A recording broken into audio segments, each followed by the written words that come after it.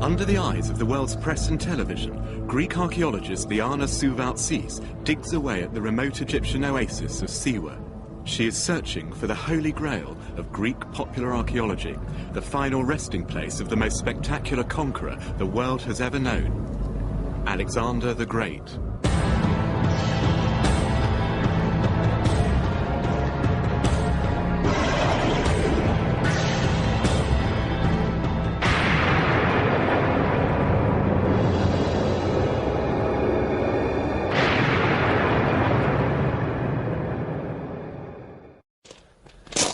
Ever since my childhood, the myths and stories of Alexander the Great have captured my imagination.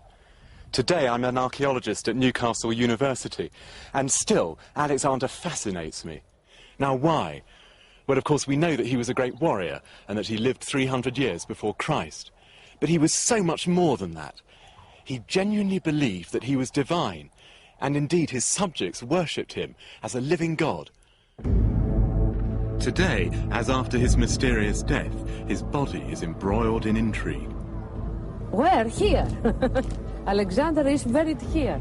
I shall be investigating Liana Souvaltsis' sensational discoveries at the oasis of Siwa, making Alexander today, as in his lifetime, a focus of worldwide attention. We found 2 Greek inscriptions, and the formations reveal the truth.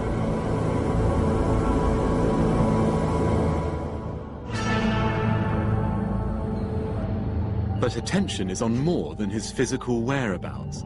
Leading academics are probing ever deeper into the mind and soul of Alexander to try and understand the nature of his divinity. Those who inherited his empire believed they also were divine, and some of these self-styled god kings went to amazing lengths and indeed heights to celebrate their supernatural power. I'm in a mountaintop kingdom in Turkey of just such a god king, Antiochus. He's buried here under this huge mound to be near his fellow gods. And here they all are, seated on vast thrones, their toppled heads scattered down the mountainside. Now, you might think that the story of Alexander's legacy could hardly go further. But during this program, I'm going to be exploring the idea that, amazingly, Alexander even affects the way we think today.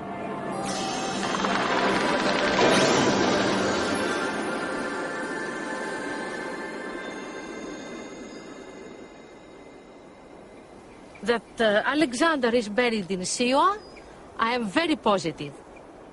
And what is one to make of archaeologist superstar Liana Souvaltsis? Since 1989, she has been digging in the El Meraki area of Siwa, and for the last 4 years she has been convinced that she has found the tomb of Alexander the Great. The first clue that he could be buried here came from listening to the local Siwans. The people are very superstitious, and they like to examine the omens everywhere. They look in the sky, and from the flying of the birds, they can see if something good is going to happen or bad. They told me that in this area, according to their legends, was buried a famous king with his sword and his arms. That we are going to find the body, I'm very positive. We shall wait and we shall see. If the burial place of Alexander could be found, it would have enormous significance for the Greek and Egyptian peoples. But what are the prizes to be won? Well, judging from the finds in his father's tomb, there's the possibility of treasures on the scale of Tutankhamun.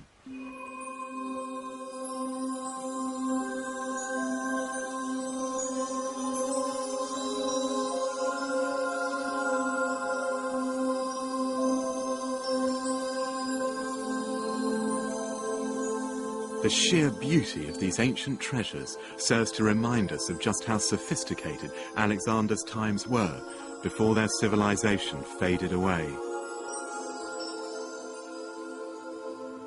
It's probable that Alexander's treasure and tomb, if found, could resemble a newly discovered one underneath an earth tumulus near his birthplace in northern Greece. And I'm very excited that the site director has let me be the first visitor to take a look inside. a tomb was a home for the soul of the dead, and underneath this great pile of mud is a beautiful, well-preserved tomb facade. We're now inside the tomb, and as you can see, it's in fact empty. The floor is bare. And this, of course, could also be what happens if Alexander's tomb is discovered. The treasures have gone. And look, as we go up, we can see marks which look like heavy objects being pulled up, which have been scraped against the wall. Yes, here you can see it. There's this hole in the roof which the robbers went through.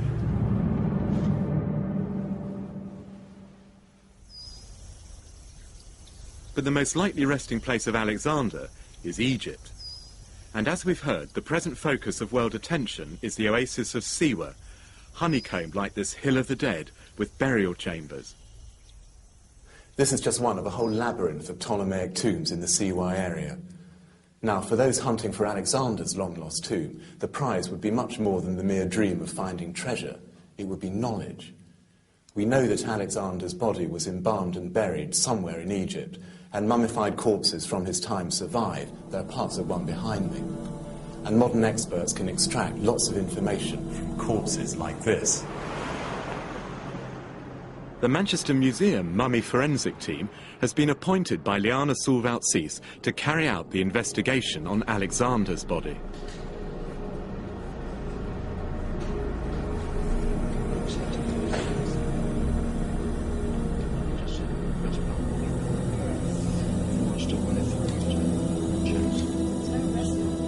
Should we be presented with the body of Alexander, it would be given the whole treatment which we give to other mummies.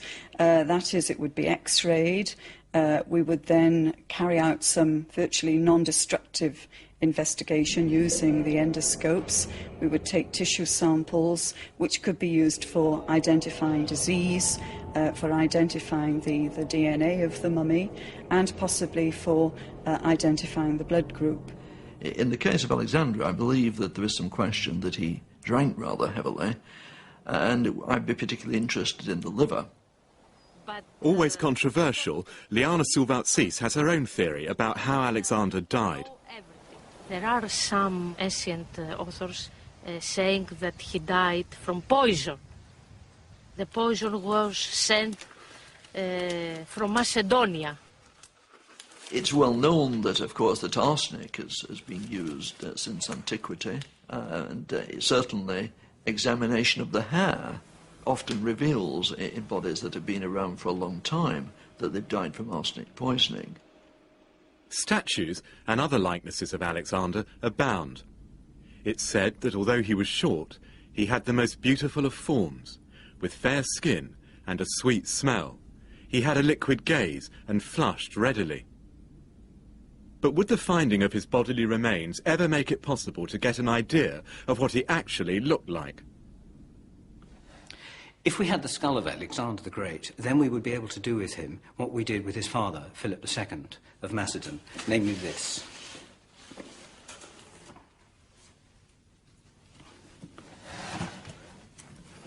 What we did with that cremated skull from Vergina was to reconstruct the face on the skull.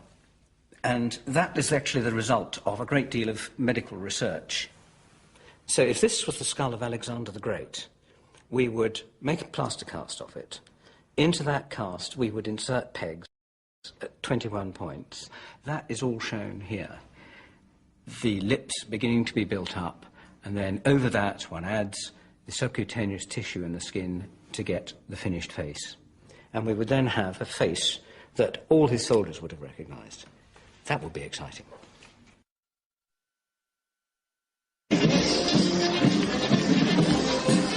I'm in Thessalonica, in the Macedonian area of northern Greece, Alexander territory.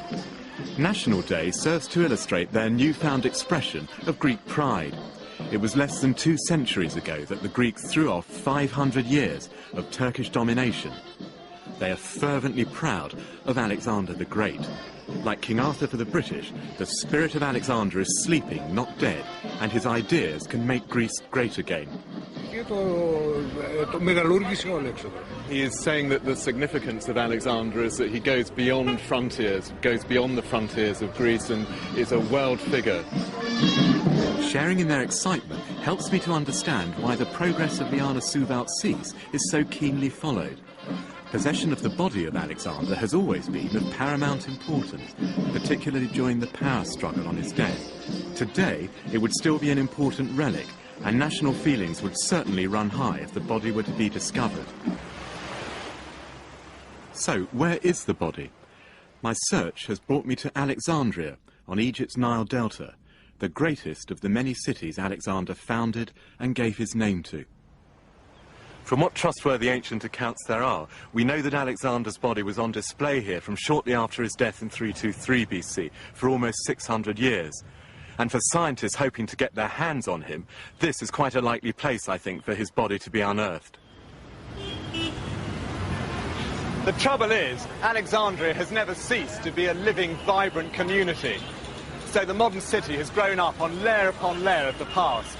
And precisely because the Greek and Roman city is now so deep down, it's never really been properly excavated. But chance discoveries from time to time have revealed tantalizing glimpses of an ancient world under these pavements.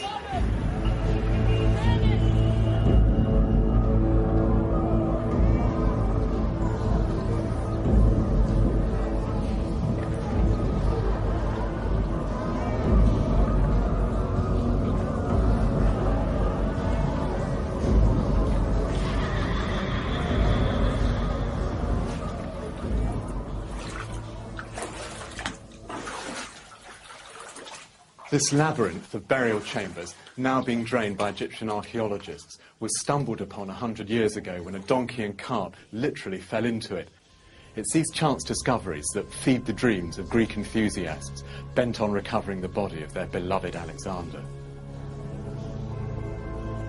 This is just one of a warren of Roman catacombs in use at the time we lose track of Alexander's body. This is the mortuary chamber, guarded by fearsome Egyptian demons, now dressed as Roman legionaries. And here, the burial rites are supervised by the traditional pharaonic gods. But what further light can be shed on the mystery of his whereabouts? Well, there are a few historical records to go on which tell us more. It seems that Alexander's body had come to rest here in Alexandria in a Lenin-like display, surrounded by the corpses of his royal Macedonian successors in Egypt, the Ptolemies. Now, all we know about his supposedly magnificent mausoleum is that on the surface there was a pyramid, seemingly recalling the grandiose ideas of the old pharaohs. Underneath the pyramid lay his mummified corpse, and people have hunted for this here in the Ptolemaic tombs of Alexandria. We know that, like this magnificent gold coffin of Tutankhamun's, Alexander's original sarcophagus was also solid gold. But one of the last Ptolemies, pressed for cash, replaced this gold version with a see-through one, probably alabaster. Now, what happened after the last recorded sighting of the body in AD 215 is guesswork. The widely held view is that both tomb and body went up in smoke during a revolt here in the AD 270s, or that it was in a part of the city now under the sea. But I suppose it's just about conceivable that his mausoleum remained intact until the triumph of Christianity in the 4th century AD. I wonder if it's utterly fanciful to think that maybe then his pagan devotees secreted the body away into a chamber like this in Alexandria to escape the anti-pagan zeal of the local Christians. Or could they even have taken it out to El Meraki in Siwa? Although Siwa is a long way from Alexandria, it's in this oasis, 800 years after Alexander's death, that we find a Christian Roman emperor stamping out the last traces of an Alexander-worshipping cult. And it's here today that the international press are watching for the latest developments. In searing heat, Liana Suvalt-Cis doggedly holds on to her claim that this is Alexander's last resting place. We know that Alexander had expressed the will be buried in Siwa. And it was not the will of a simple person. He was the will of a king and of a god. There are a lot of findings in Siwa. The star, 8-ray star. The discovery of the two fragments forming this star are for Liana a key piece of evidence, resembling, she claims, the 8-pointed Royal Star of Macedon. Yes, it could have 8 points, but it seems to me there is no axis of symmetry needed for it to be a star. And then there are the newly discovered inscriptions, which she claims prove that this is Alexander's tomb, and furthermore state that Alexander was poisoned. Experts dispute this. They say it is not written, the word poison. It is written here, EU. EU. But this is the Latin personal name, Servius. Servius Sulpicius. This is part of No. This is EU. This is not a name. EU. It's a poison. So can you just tell us, because this is fascinating, what you think these words mean? Epi, seu, iu, sulpiciu. What does this mean? Sulpicius, of course, it is a Roman name, but I told you, be patient and you will know everything. I hope very soon. Well, what did I make of her, this current archaeological superstar? She's certainly a delightful woman, and I must say I admire her enthusiasm and fizz.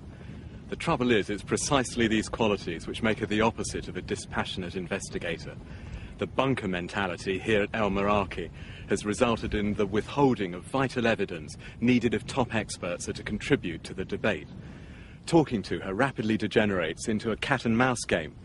But I will say that what I heard in no way encourages me to expect an imminent discovery of the body.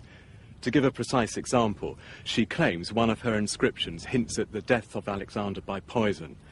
But specialists in Greek inscriptions would easily recognize in her word for poison part of the word Servius, a common Roman name.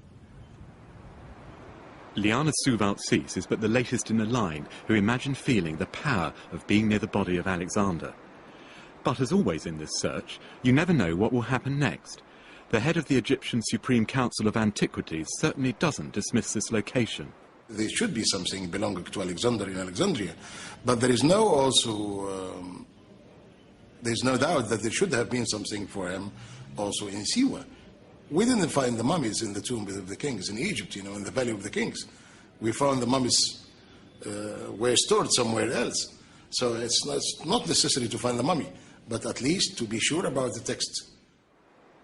Well, what has she found? An earlier study by the famous Egyptian archaeologist Ahmed Fakhri records a small Doric temple at El Meraki, and this is what Liana Souvaltsis seems to have rediscovered. But experts analysing the architectural details suggest a date for this at least a century after Alexander's death. In fact, Liana Souvaltsis, through her finds, may unwittingly provide the key to the true identity of who was worshipped here. This fragment has the Greek word for goddess, theos, followed by 2 letters probably from the beginning of the name Isis. So it could be, in fact, that what we've got is a previously unknown temple to the Egyptian super-goddess Isis, nothing to do with Alexander.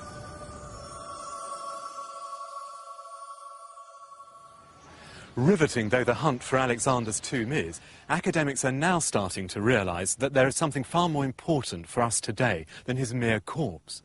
It's the search for the truth about his life, and here feelings can run high. I sort of regard Alexander as a figure strongly analogous to Hitler. He comes riding in on his great white horse, a symbol of control of all the unruly forces of darkness. I should think you would probably be a rather aggressive and mindless young man. In spite of such conflicting views, we do know for certain that by the end of his spectacularly successful life, both he and his subjects believed he was divine. And experts tell us that the fallout from this new phenomenon affects many of the world religions to this day. Could this possibly be true? Well, first we have to search out those aspects of his life which led Alexander to believe he was a living god. Even before Alexander was born, his family was bathed in a supernatural aura because they claimed descent from the mythical Heracles, a frighteningly strong Greek who earned his place among the gods after a lifetime of heroic achievements. His family ancestors lived on the foothills of the northern Greek mountains. The more sophisticated southern Greeks of the time regarded these northerners as primitive and superstitious, and it's said that in these mountains Alexander's mother Olympias led supernatural rites and took part in orgiastic ceremonies. These leanings of his wife alienated King Philip, her husband. Her pursuits clashed with his no-nonsense military lifestyle, and these occult activities also gave rise to rumours, surely overheard by the child Alexander, that his actual father was none other than the half-Greek, half-Egyptian god, Zeus Ammon.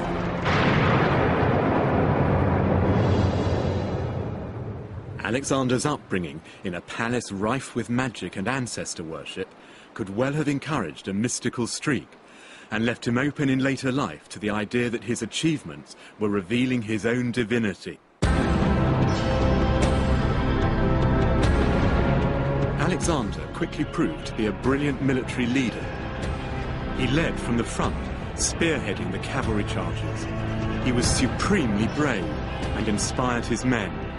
At the defining Battle of Issus, he defeated a Persian army many times his size, at one stage leading a charge right to King Darius himself, forcing him to flee the battlefield.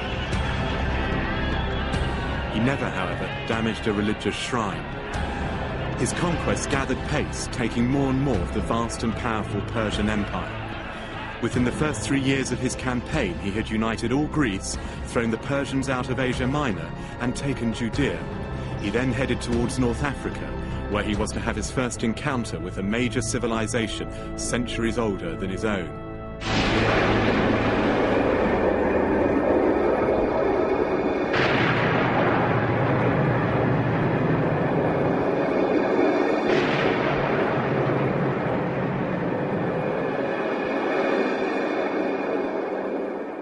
Alexander arrived in Egypt in 332 BC, liberating it from the hated Persians. Although Egypt had just felt the raw power of Alexander, he in turn was now to have a close encounter with the raw power of the Egyptian gods. 2 lines of rams marked the entrance to the massive temple of Amun at Thebes. This god was to play a big part in Alexander's life.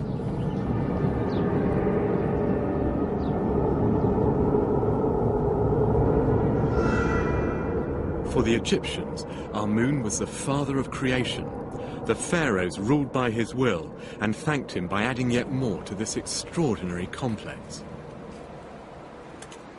Right in the heart of the temple, we see Alexander himself assuming the role of a semi-divine pharaoh, making pious offerings to Amun, the god he'd learnt about as a child. The hieroglyphs say, Alexander is king of the south and north, chosen of Amun and beloved of the sun god Ra, son of the sun, lord of risings.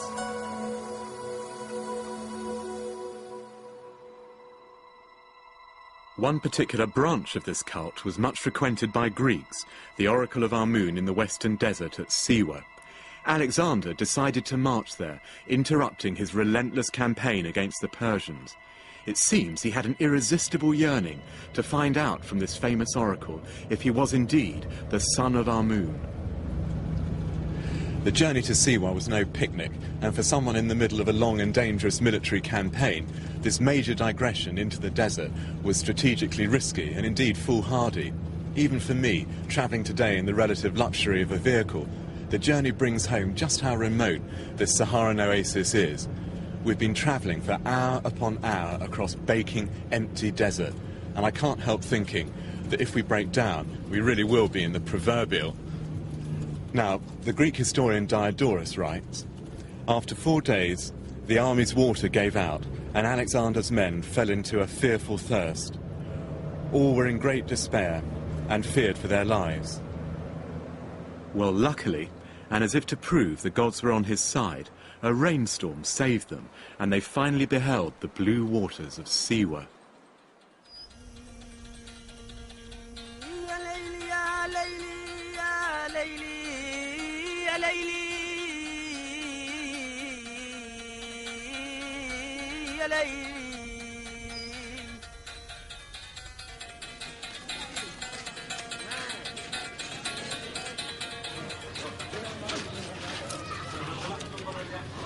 Even today, Siwa remains a strange and isolated community.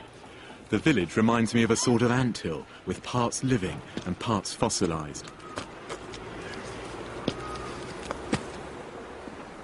High on a rocky outcrop sits the once world-famous Oracle Temple of Amun. Travellers would approach with trepidation, knowing their future was about to be revealed. The Greeks equated the divine presence here, the god Amun, with Zeus, the most powerful of their gods. When the pilgrim finally got to the top of the mound, he approached the temple itself. The Roman historian Curtius says that when Alexander arrived here, he was welcomed by priests and by local women chanting hymns to Amun.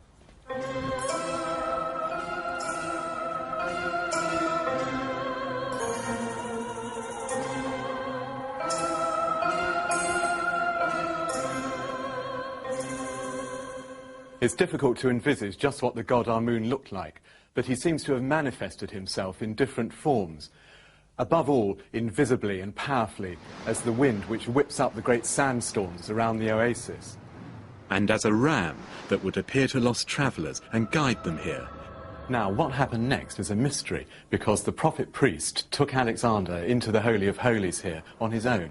And even on his deathbed, Alexander never revealed the secret words of the god.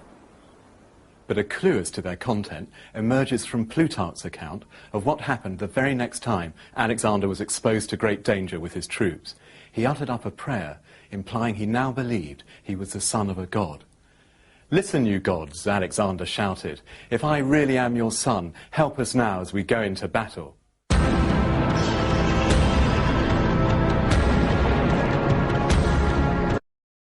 From Egypt, Alexander and his unstoppable army marched ever eastwards as far as what is now Afghanistan.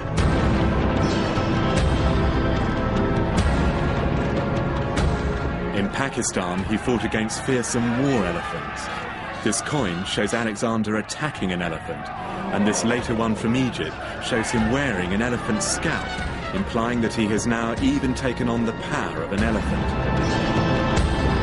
In just 13 years, he had completely conquered the Persians and now had control of the largest empire the world had ever known. Untold wealth began to flow back to Macedonia. Even their coins were now of gold. With the Macedonians now the master race, there was mounting belief that their leader was more than a man, that they were being led in fact by a man-god, and they sought ever more extravagant ways to reflect this. As Alexander neared the end of his life, he saw himself ever more strongly as a god. Indeed, the ancient writers suggest that he issued an order demanding divine worship from his subjects. Visitors now had to prostrate themselves in obeisance before him. But all this was to come to an abrupt and untimely end.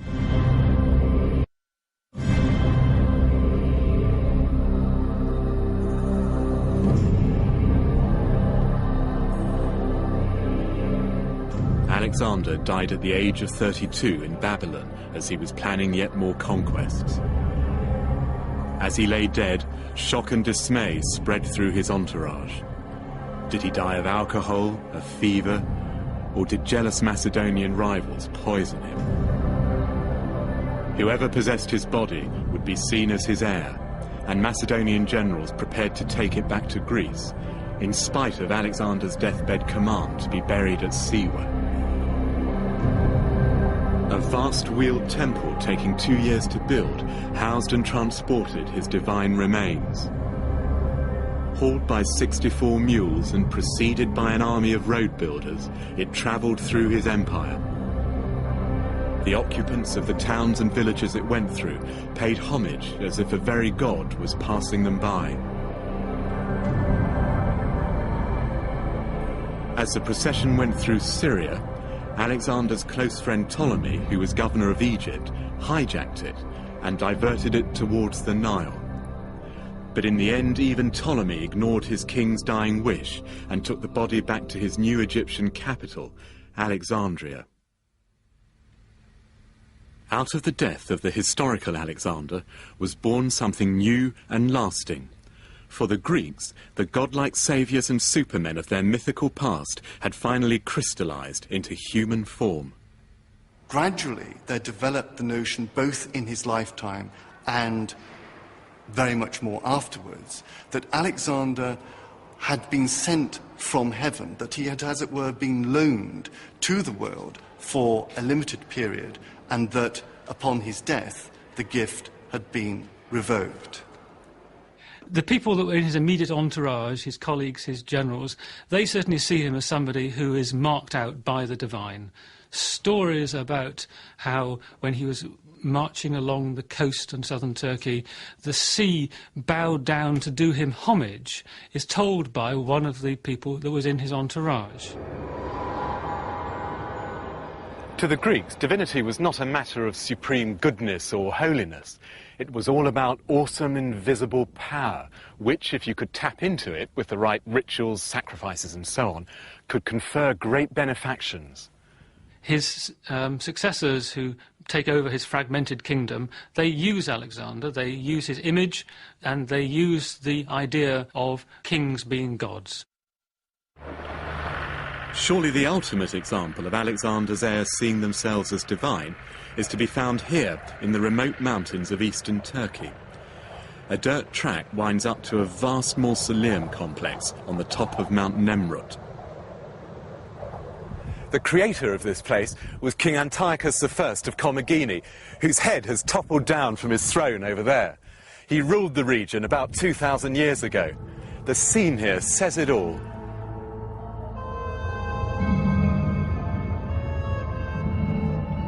The headless statue of Antiochus sits seemingly on the roof of the world, indeed on the very threshold of heaven.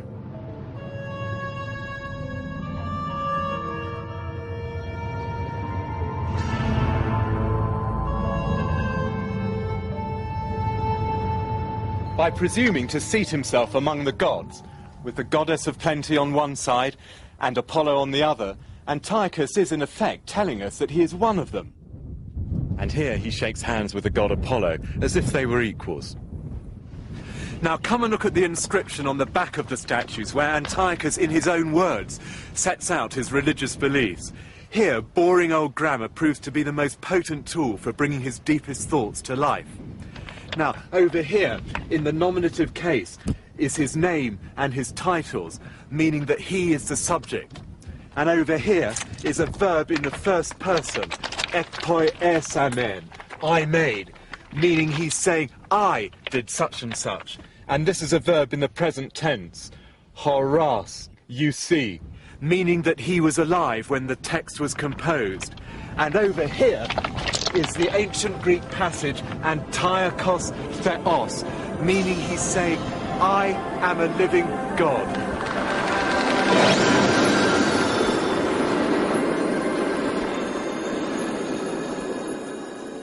Well, you could be forgiven for thinking that Alexander's impact had peaked here in these mountains.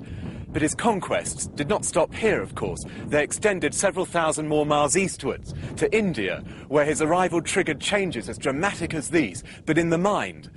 And this also applied down here to the south, in the homeland of Judaism, where Alexander's influence brought about a transformation in Jewish attitudes in the years leading up to the birth of Christ. This assimilation of Greek ideas as a result of Alexander, Hellenization as it's called, resulted in the whole of the known world becoming one melting pot of religious ideas. Current research is now revealing for the first time that remarkably Alexander affected the religions of India, Islam and early Christianity, and key aspects of Judaism. A new sort of Jewish leader emerged, a teacher or rabbi, based on the idea of Greek philosophical schools. Here by the burning bush is the great Jewish hero Moses, now in a Greek-style robe. On this synagogue floor is the pagan Greek sun god, Helios. Behind his head is a disc and rays representing the sun. And again, with flares of light to emphasize his divine radiance, is a successor to Alexander in Syria, Antiochus VI, taking on the concept of a god-king. These successor kings went further. A later Syrian king, Demetrius III, is calling himself Theos and Soter, God and Saviour. When the Romans became the imperial power following the Greeks, they too decided that, like Alexander, they were god-kings. Here Augustus is calling himself Divi Filius, son of a god. And in the early Christian era, the Emperor Nero goes one further and sports a radiate crown to suggest his divinity. And here, in this early mosaic from beneath the Vatican, and adorned with the self-same solar flares used by the Roman emperors, is the leader of the newly emerging religion of Christianity, Jesus.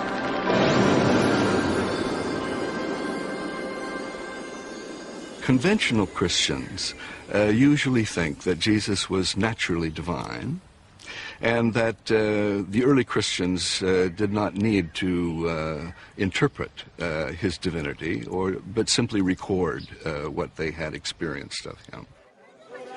Although mainstream theology continues to emphasize the Old Testament precedents for the launch of Christianity and maintains that something pretty unusual happened around the death of Jesus, the controversial Professor Burton Mack does not think that the Jesus of the early church came from the Jewish tradition.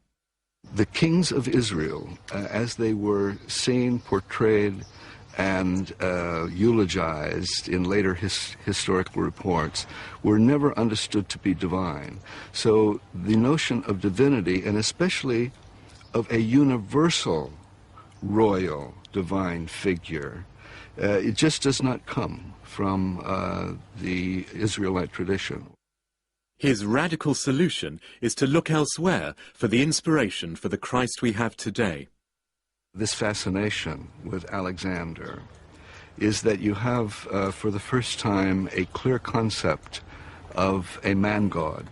And so at the same time as we have this marvelous romance of Alexander filling the mentality of the time, we have the Gospels being written about Jesus, and the similarities are striking. In a nutshell, Professor Mack is making the revolutionary claim that the fundamental nature of Christ as both man and God ultimately derived from the Greek tradition of the divinity of Alexander.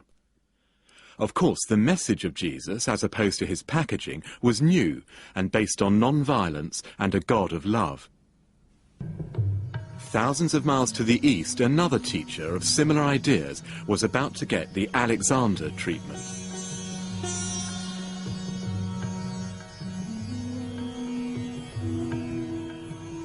The features of Buddhism before Alexander, essentially, the Buddha was a philosophical figure rather similar to Plato or Socrates. He had not emerged as a great superman, a godlike figure. And in the first 2 centuries AD, roughly speaking, Buddhism undergoes a major transformation where the Buddha is elevated from being a simple human being into a superman, or you could say a god in some sense. So these statues come from the part of India which Alexander conquered and which subsequently retained its connections with the Western world. So figures there typically show the Buddha with a halo and with robes of Greek and Roman type.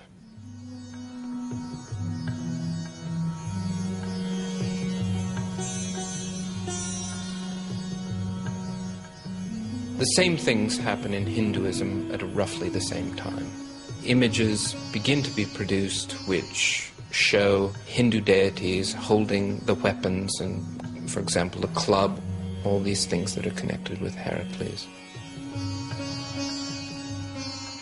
We don't know the direct impact of Alexander as an individual on these things. We know that Alexander assumed divine characteristics as a result of his conquest of Egypt and various parts of Asia. And it seems to have been a groundswell of change in religious attitudes, this need for some sort of superhuman being, some sort of super person who could be a savior for mankind.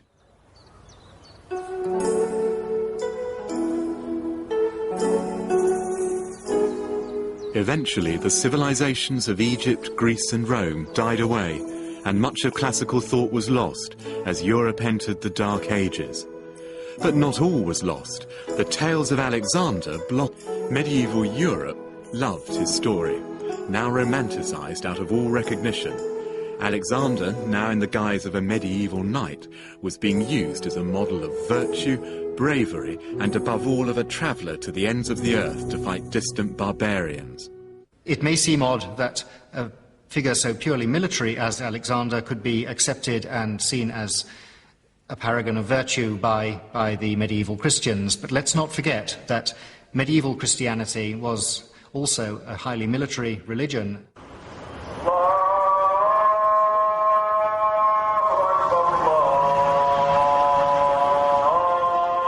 1,000 years after the death of Alexander, Muhammad, a prophet from the Arabian Peninsula, founded the religion of Islam. Unlike Hinduism and Buddhism, the first generations of Muslims felt driven to expand the Islamic world by the sword, and from its beginnings at Mecca, Islam quickly won a vast holy empire, as big in fact as its Roman predecessor.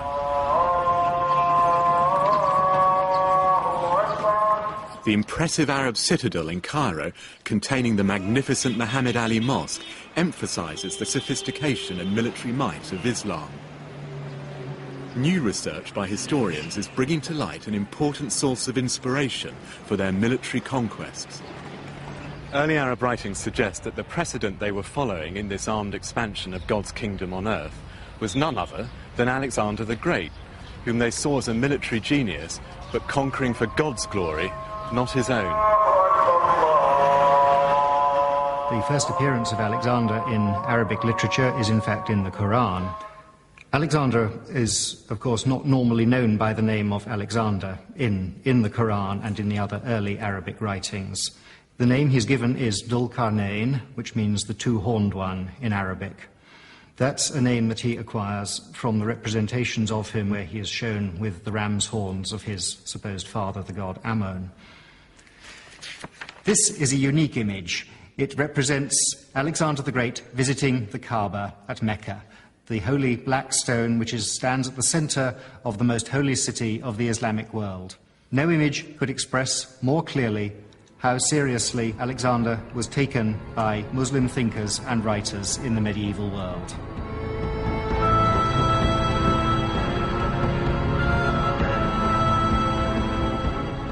So, amazingly, it seems that many of the world's faiths as we know them today owe much to Alexander's legacy. I end as I began so many months ago, looking for the final resting place of Alexander's body. Back here in Egypt, Alexandria remains a city of mystery. In ancient times, this shaft was used for lowering the dead into the catacombs of Kom el-Shugafa, down below me. I think that in this half-submerged labyrinth of burial chambers underneath modern Alexandria, I've got about as close as I'm going to get to the body of Alexander. But you never quite know what will turn up. Construction of their new library has just been halted because of fresh finds, and they're planning a dig on the site of the ancient Dhul-Qarnayn Mosque. And Liana Suvalt-Sis digs on, sure she's on the point of discovering her beloved Alexander. She keeps finding little things. Are these Macedonian stars on girls' dresses? And on rings? And what are the secrets in these strange circle dances said to be descended from the worship of our moon in Alexander's day? And she claims that their babies' headdresses are modelled on the helmets of Alexander's army. When I'm gone, I like my ashes be scattered in the desert near Alexander. Well, what have I come to know about Alexander at the end of my search? Writers of all ages seem to have placed a smokescreen around Alexander. He has become all things to all men, both admired as the noblest of humans and reviled as the cruelest of despots. The extraordinary military success of this wandering conqueror and the godlike power he wielded as a result seem to have fed a universal need in us for a hero who somehow transcends our ordinary human limitations. And because he died young, these achievements were never tarnished by old age, bitterness, or physical decline. The myth of Alexander belongs to us all, to use as we will.